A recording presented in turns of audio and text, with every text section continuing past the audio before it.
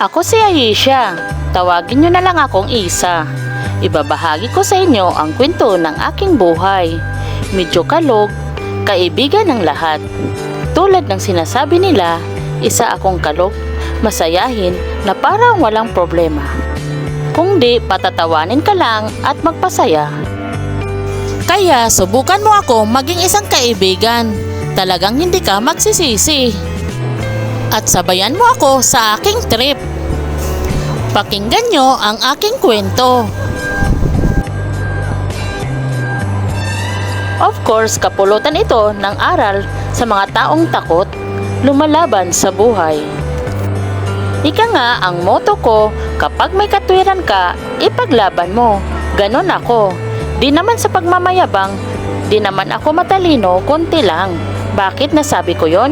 Kasi hindi naman ako laging top 1 at hindi talaga ako naging top 1. Kung di, top 2, top 3, top 4, top 5, umabot pa sa top 7 o ganon ako. Pero kailangan kong ipaglaban ang aking grades.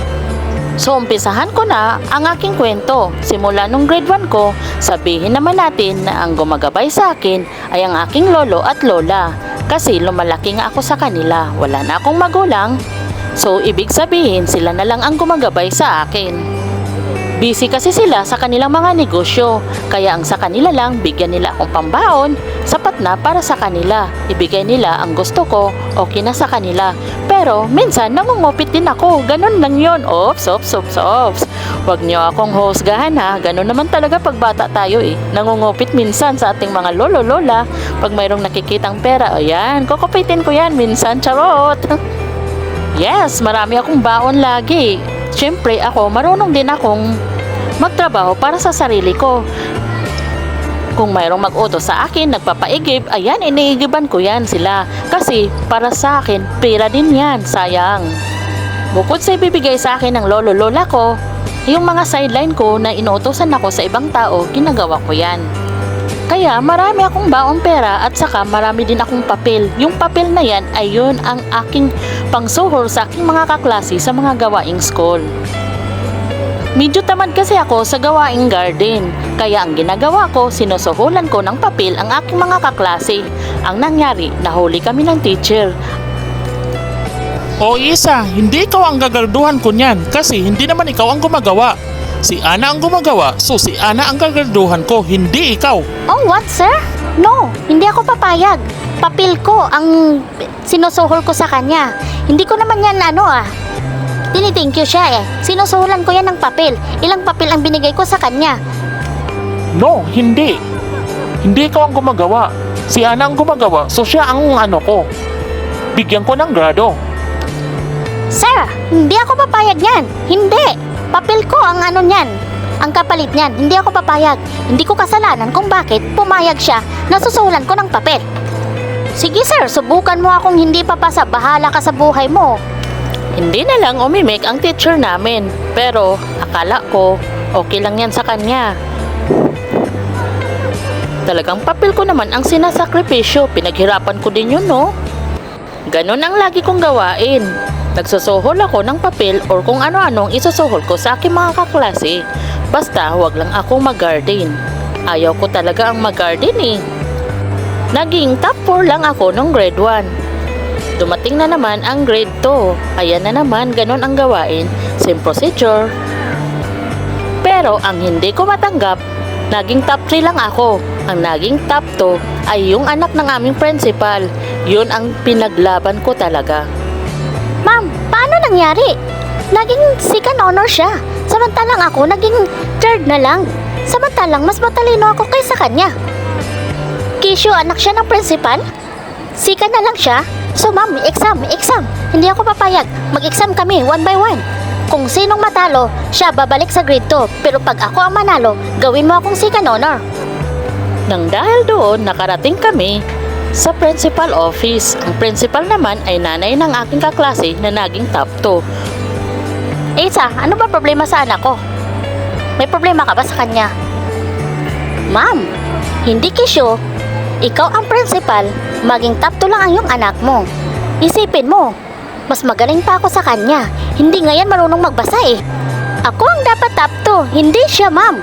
Hahamunin ko kayo ma'am na mag-exam kami one by one. Lahat ng subject, i-exam kami. Kung sinong matalo sa amin, babalik sa grade 2. Kung ako ang matalo, babalik ako sa grade 2. Pero kung siya manatalo, babalik siya sa grade 2. Sa tapos, ako ang maging second honor. Okay ma'am? Deal ba tayo dyan? Ikaw talagang bata ka eh. Hindi ma'am. Kailangan lang talaga ipaglaban ko yung karapatan ko. Alam ko sa sarili ko kung gaano ako katalino kaysa kanya. Hindi pwede, Kisho, ikaw ang nanay niyan, ay principal ka, ay mananalo siya lagi. Hindi yun, hindi ako papayag niyan, ma'am. Hindi nga yan marunong magbasa tapos ganyan. Yan, walang magagawa ang aming teacher. Nung nag-exam na kami, ang resulta, nakuha ko ang pinakamataas na score. Minsan, yung ibang subject ay na-perfect ko pa. Samantalang, yung kalaban ko ay 5 lang over 20, 8 over 30. Ganon siya. Kaya, bumalik talaga siya sa grade 2. Kasi yun ang usapan namin eh. Kaya, walang nagawa ang teacher at ang principal. Ganon lang yun. Kailangang labanan mo kung alam mong tama. Nag-iisa akong linalabanan ang aking mga grades kasi alam ko naman ang aking lolo at lola ay walang pakialam dyan. Dumating na ang panahon na naging grade 6 na ako. Sabi ng isa kong teacher, Ito si Isa, matalino sana to, kaso lang hindi sinuseryoso ang pag-aaral. Ma'am, it's okay for me kung hindi ako naging top 1. Basta ang akin, ang importante is huwag niyo akong ilagay sa huli. Hindi talaga ako papayag, ma'am, na sa huli ako. Alam ko ang katalinuhan ko. nakalimutan ko palang sabihin sa inyo, nung grade 4 ay may award akong most talkative. Hindi talaga ako umakyat sa stage, siyempre naman nakakahiya. Most talkative, tinatawag ang pangalan ko. Ayan, ang resulta, inaaway ko yung teacher. Aba ma'am, nasisiraan ka na ba ng bait? Bakit mo naman ako inawardan ng most talkative? Nakakahiya yun. Sino ba talagang tanga nga iaakyat doon sa stage? Tapos ang award ay most talkative. Hello ma'am, hindi ako ganon. Papahiya ko sarili ko? Kahit saan pa tayo makarating ma'am sa ginagawa mo sa akin na inawardan mo ako ng most talkative, nakakahiya yun. Lumipas ang taon, natapos ko din ang aking elementary. Ngayon, nandito na naman ako sa high school. High school na naman ang ating pag-usapan. Nung high school, ang laking pagbabago. Nagtataka talaga ako. Ang aking mga kaklase na hindi top noong elementary ay naging top na nung high school. Tabi-tabi po sa mga teacher. Hindi naman po lahat ng mga teacher ay may favoritism, pero itong naranasan ko ay totoo po talaga ito. May isa din akong best friend na hindi pinapasa ng aming teacher, kaya nagtaka ako kung bakit. Aminin na natin na medyo mahina talaga ang utak ng aking kaibigan, pero nakapagtaka lang kung bakit. Yung isa nakapasa na medyo mahina din, kaya nakaabot na naman kami ng principal office. Nang dahil sa tulong ko at pakikipaglaban ay pinasa din ang aking best friend. Kaya tinatawag talaga ako ng mga teacher ng tigre ng school. Sa totoo lang, lumalaban talaga ako ng patas. Ayoko talagang ihuli nila ako sa top. Yun naman talaga ang hiling ko sa kanila eh. Huwag akong ihuli sa top kasi alam ko ang sarili ko. Kaya may time na hinuli ako, nasa top 7 ako, samantalang yung isa ay naging top 2. Kaya ayan na naman ako, ang aking kamalditahan ay kumikilos na naman. Pinuntahan ko ang teacher. Ma'am, bakit? Ano nangyari? Bakit naging top 2 siya? Samantalang matalino pa ako sa kanya. Titingnan mo yung mga score namin. Mas mataas pa ako kaysa kanya. Paano nangyari na naging top 2 siya kaysa akin? Hindi ako papayag niyan, ma'am. Naulit na naman ang nangyari nung elementary ako. At saka nakapagtaka, yung top 1 namin ay talagang perfect niya ang score sa noong exam namin. Yung hindi pa nilecture ng aming teacher ay talagang nakuha niya. Kaming lahat ay hindi namin alam. Kaya ayan, lumalaban na naman ako. Pumunta na naman kami ng principal office. Tinanong ko kung bakit, paano nangyari yon. Ang sabi naman ng teacher namin, nagkataon lang siguro na nag-advance ng study ang aming top 1, pero hindi ako pumayag.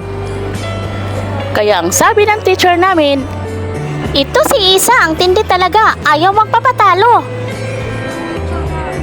talaga ma'am, kapag may katwiran ka, ipaglaban mo. Hindi kay porket nga nag-iisa lang akong lumalaban sa inyo, ay talagang gano'n na lang.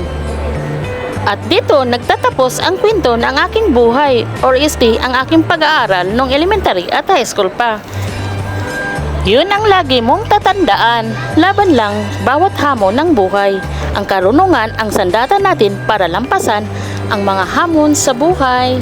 Hanggang dito na lang, ako si Beth Ponggogaray Tinambakan ay magsabi ng laban lang, huwag sumuko.